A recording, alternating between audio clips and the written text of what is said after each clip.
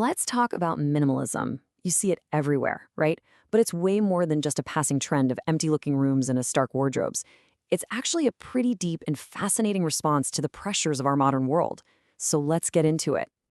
It usually starts with a feeling that's captured perfectly by this quote I saw on Reddit.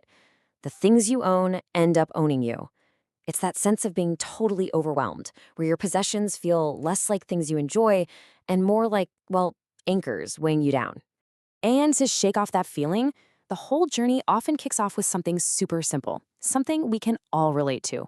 You just decide, okay, that's it. You're finally going to tackle that one overflowing closet, you know the one, just to get a little bit of breathing room. But what if that simple act is actually the first domino to fall in something way, way bigger? What if choosing to have less isn't just a personal lifestyle choice, but a kind of quiet global rebellion against this constant demand to have more? Okay, so that feeling of relief you get after a good declutter, that's not just in your head. It's real, and it's backed by science. Researchers are digging into exactly why an uncluttered life can actually improve our well-being in a fundamental way. To really get it, you've got to look at two completely different ways of seeing the world. On one side, there's materialism, right? The idea that happiness and success are all about the stuff you own. But on the other side, you have what's called voluntary simplicity, and that's where minimalism fits in. It says that real satisfaction comes from intentionally choosing a simpler life. And this is where it gets super interesting. According to something called self-determination theory, minimalism isn't just about getting rid of junk. It's about feeding three core psychological needs that we all have to have in order to really thrive. First up is autonomy. Really, this is just the feeling of being in the driver's seat of your own life.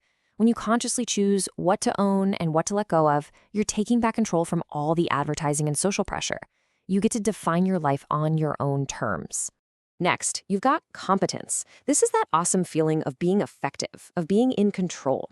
I mean, when your home is in a total mess and you actually know where everything is, it cuts down on a huge amount of background stress. You just feel more capable. And that leads right into the third need, mental space. The idea here is pretty simple, but it's so powerful. A cluttered home leads to a cluttered mind. So by simplifying your physical world, you're literally creating more clarity and room in your head for the things that actually matter. You don't have to take my word for it. A participant in a research study put it perfectly, tying this all together.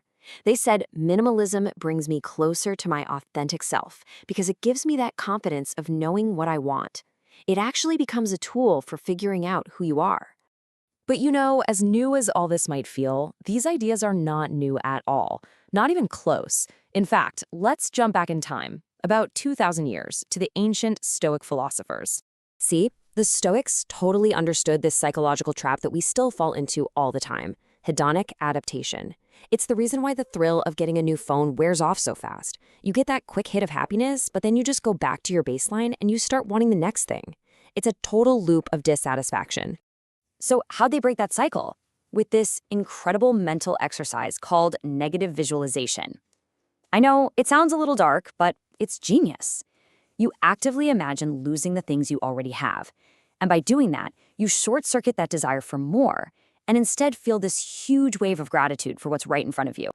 The Roman emperor and Stoic philosopher, Marcus Aurelius, nailed it when he said, "Do not indulge in dreams of having what you have not, but reckon up the chief of the blessings you do possess." I mean, that's a 2,000-year-old recipe for finding contentment right there.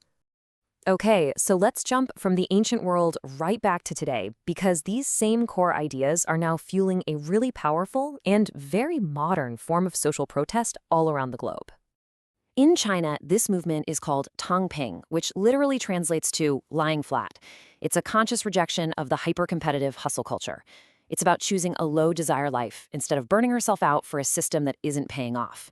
And this is no fringe idea. It completely exploded online and became one of the top internet memes in China in 2021. It just goes to show how deeply this feeling of disillusionment resonated with millions of young people. So it's crucial to understand this isn't about laziness. It's a form of passive resistance. It's people saying, hey, if the promise of work hard and you'll get ahead is broken, then maybe the most rational choice is to just stop playing the game. And what's happening in China isn't happening in a vacuum. It's part of a global mood. You see it with quiet quitting in the US, the Sampo generation in South Korea. all over the world, people are starting to question what a successful life is really supposed to look like.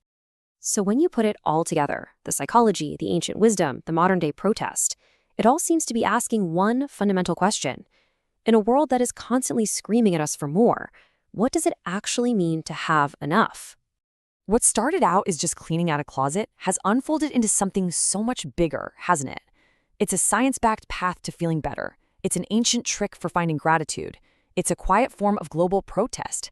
And it's a huge reevaluation of our entire relationship with work and success. So ultimately, if there's one big takeaway, it's this.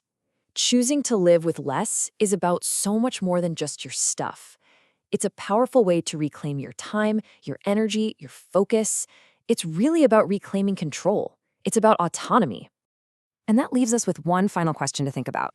In a culture that is always demanding more work, more stuff, more productivity, it's worth taking a second to ask yourself, what is truly essential to you?